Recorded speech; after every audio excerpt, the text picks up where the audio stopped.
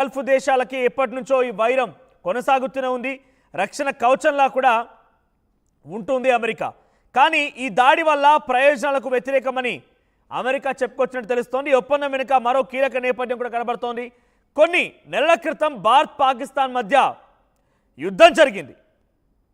April 22న జరిగినటువంటి ఉగ్రవాద దాడిలో 26 మంది భారతీయులు మరణించారు.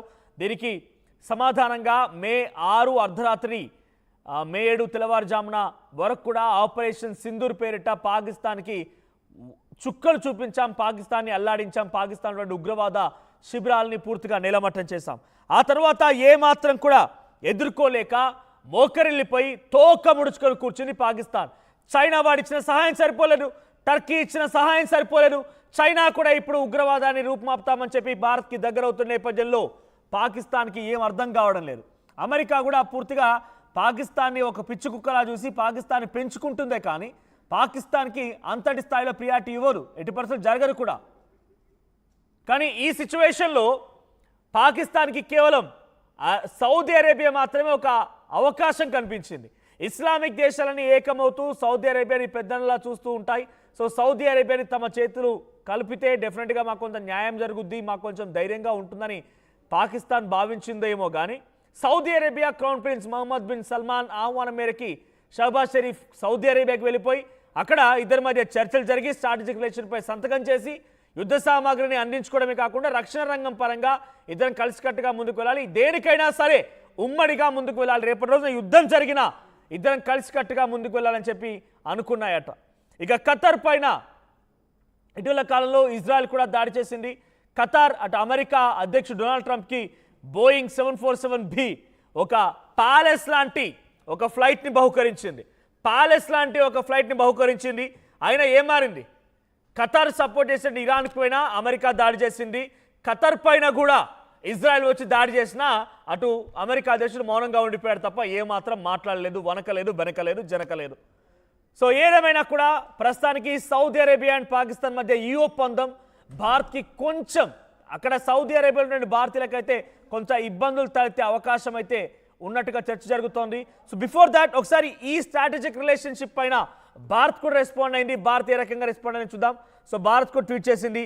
భారతీయ విదేశాంగ మంత్రిత్వ శాఖ నుంచి ఒక అఫీషియల్ ట్వీట్ కూడా ఉంది. ఆ ట్వీట్కి సంబంధించి మనం చూస్తే ఇక్కడ మీకు ఫుల్గా చూపించే ప్రయత్నం చేస్తాను నేను. ఆ ట్వీట్లో డైరెక్ట్గా in response to A media query regarding reports of the signing off strategic mutual defense pact between Saudi Arabia and Pakistan, the official spokesperson Shri Randir Jaiswal said, "We have seen reports of the signing of strategic mutual defense between Saudi Arabia and Pakistan.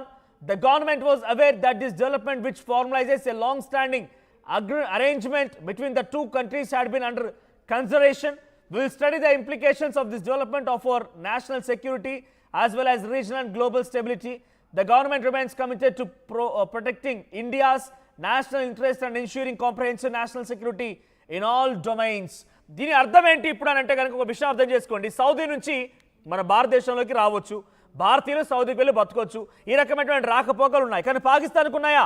Pakistan నుంచి ఏ పిచ్చి కుక్క భారత్కి రావడానికి వీల్లేదు, పాకిస్తాన్ నుంచి ఏ వెర్రి కుక్క భారతదేశానికి రావడానికి వీల్లేదు. సో ఈ సిచ్యువేషన్లో రేపటి రోజున పాకిస్తాన్ అండ్ సౌదీ రెండు కలిసిపోయాయి కాబట్టి సో సౌదీ వాళ్ళని అనుమతించాలా లేదా, మన నుంచి సౌదీ వెళ్ళాలా లేదా, ఈ రకంగా కూడా ఆలోచిస్తామని చెప్పి Randhir Jaiswal ministry of external affairs సంబంధించిన స్పోక్స్ పర్సన్ రణ్ధీర్ జైస్వాల్ ఈ ప్రకటన విడుదల చేశారు ఆయన. సో ప్రభుత్వం కూడా ఆలోచిస్తామని చెప్తున్నారు. ఎస్ నా కొలీగ్ సచిన్ జైన్ అవుతున్నారు నాతో పాటుగా. సచిన్, సో రెండు దేశాల మధ్య స్ట్రాటజిక్ రిలేషన్షిప్ అగ్రిమెంట్ ఎటువంటి పరిస్థితులు దారితీసే అవకాశం ఉంది? సో షహబాజ్ షరీఫ్తో అటు crown prince Mohammed bin Salman భేటీ అవడం వెనుక ఎటువంటి ఆంతర్యం దాగి ఉంది? భారత్కి ఏమైనా ముప్పుండే అవకాశం ఉందా? Is there any chance? ఇప్పుడు ఈ అంశానికి సంబంధించి భారత్ కూడా నిశ్చితంగా పరిశీలిస్తోంది. ఎందుకంటే రీసెంట్ డెవలప్మెంట్స్ నేపథ్యంలో సౌదీతో లింకేజ్ అనేది పాకిస్తాన్ కి మ్యాండేటరీ.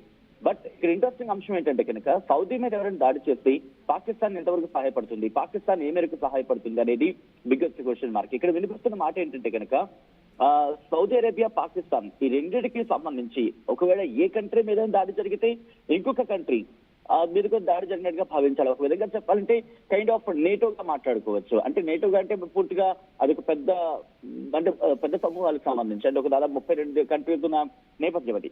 27 నుంచి 32 దేశాలు ఉన్న నేపథ్యం. బట్ ఇక్కడ చూసుకుంటే 2 కంట్రీస్ కి సంబంధించి మాట్లాడుకున్న సందర్భం. ఇక్కడ ఇంట్రెస్టింగ్ ఏంటంటే మనోజ్, పాకిస్తాన్ ఏమనుకుంటుందంటే ఒకవేళ భారత్ మీద దాడులు చేయాలి, దాడులకి గ్యారంటీ వచ్చిందని చెప్పి భావిస్తున్న తరుణం ఇంట్రెస్టింగ్ గా పాకిస్తాన్ తన చేత్తు తన చెయ్యి నరుక్కుందని చెప్పుకోవాలి. ఎందుకంటే సౌదీ అరేబియాకి భారత్ కి ఉన్న మ్యూచువల్ రిలేషన్స్ కావచ్చు, లేకపోతే మ్యూచువల్ ఇంట్రెస్ట్ కావచ్చు పాకిస్తాన్ తో పోల్చుకుంటే చాలా తక్కువ. ఎందుకంటే వాళ్ళ ఎకానమీ కావచ్చు, అది ఒక విధంగా చెప్పాలంటే దివాలా తీస్తున్న దేశం అది. సో ఈ నేపథ్యంలో భారత్ తో రిలేషన్ సౌదీ ముఖ్యం. ఒకవేళ వాళ్ళు కనుక దాడి చేస్తే వీళ్ళు సౌదీకి చెప్తే సౌదీ రిలేషన్ కట్ అవుతుంది. సో కాబట్టి ఇప్పుడు పాకిస్తాన్ కి తనకు తానే తవ్వుకుందని చెప్పుకోవాలి. ఎందుకంటే ఇప్పుడు కనుక ఉగ్రవాదికి, ఎందుకంటే ఈ ప్రూఫ్లన్నీ కూడా గతంలో ఎటువంటి ఉగ్రదాడి జరిగింది ఆ ప్రూఫ్లను కనుక సౌదీకి చూపించిన, ఎందుకంటే మీరు అన్నట్టుగా ఇక్కడి నుంచి సౌదీకి వెళ్తున్న వాళ్ళ సంఖ్య పెరిగింది. సో ఇప్పుడు అది కనుక తగ్గింది అనుకుందాం, వాళ్ళకి ఇబ్బంది. ఎందుకు?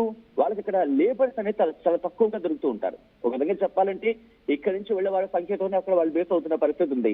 వాళ్ళంతా అక్కడ పనిచేయించే వాళ్ళు కింద లేబర్స్ గా వివిధ దేశాల నుంచి వచ్చిన వాళ్ళు ఉన్నారు తప్ప, మరి ముఖ్యంగా బంగ్లాదేశ్ నుంచి అక్కడ వాళ్ళకు కూడా తక్కువ. 150 కోట్ల ఉన్న జనాభా నుంచి వెళ్ళేది ఎక్కువ. పాకిస్తాన్ నుంచి కూడా తక్కువే. పాకిస్తాన్ నుంచి వాళ్ళని కూడా సుముఖంగా ఉంటారు అక్కడ.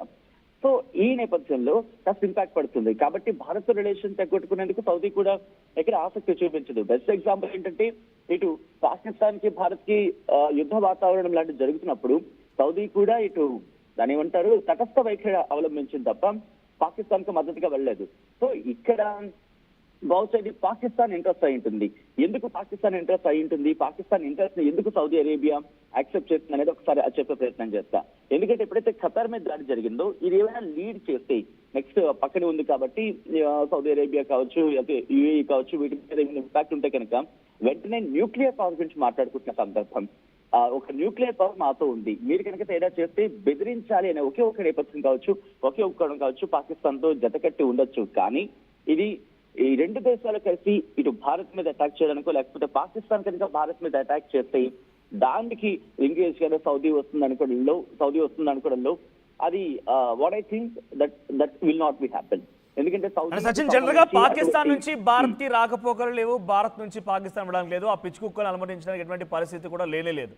ఇప్పుడు సౌదీకి చాలా మంది భారతీయులు, మరీ ముఖ్యంగా తెలుగు స్టేట్స్ నుంచే చాలా మంది వెళ్ళి అక్కడ బతుకుతూ ఉంటారు, అక్కడ ఉద్యోగం చేస్తూ ఉన్నారు, అక్కడ వ్యాపారాలు చేస్తున్న వారు, అక్కడ